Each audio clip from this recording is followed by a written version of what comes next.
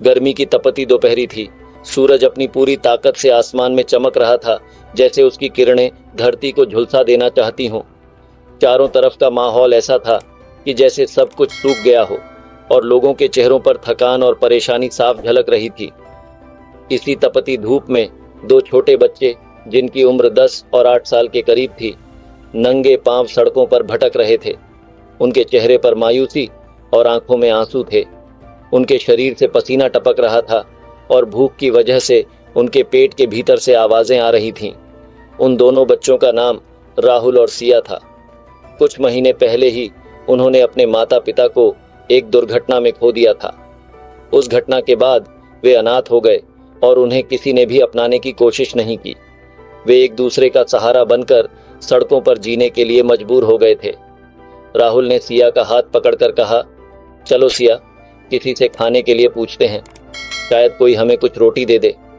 सिया ने सहमति में सिर हिलाया और दोनों ने पास ही के एक मोहल्ले की ओर कदम बढ़ाए। वहां पहुंचकर राहुल ने एक महिला को देखा जो अपने घर के बाहर बैठी थी और कुछ कपड़े सुखा रही थी। राहुल ने हिम्मत जुटाकर कांपते हुए आवाज में कहा, अम्मा, हमें बहुत भूख लगी है, हमें कुछ रोटी दे दीजिए। महिला ने बच्चों को देखा। उनकी फटे पुराने कपड़े और उनके भूखे चेहरे को देखकर उसके दिल में दया आ गई। उसने बिना कुछ कहे अंदर जाकर कुछ रोटियां और सब्जी निकालकर उनके सामने रख दी। बच्चों की आंखों में राहत के आंसू आ गए। उन्होंने बिना कुछ कहे खाना खाना शुरू कर दिया। महिला ने स्नेह से कहा, बेटा, कहाँ रहते हो तुम लोग?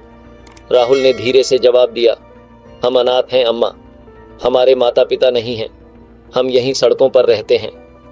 महिला का दिल पसीज गया।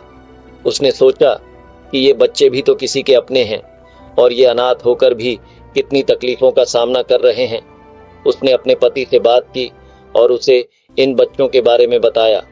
उसके पति ने सहमति जताई और कहा, अगर हम इन बच्चों को अपना लें तो शायद इनकी जिंदगी में कुछ सुधार आ सके।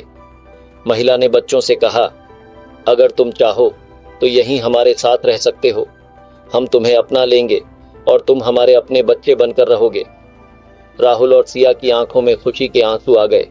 उन्होंने बिना किसी झिझक के महिला के गले लगकर कहा, अम्मा, अब हम भी आपके बच्चे बन गए।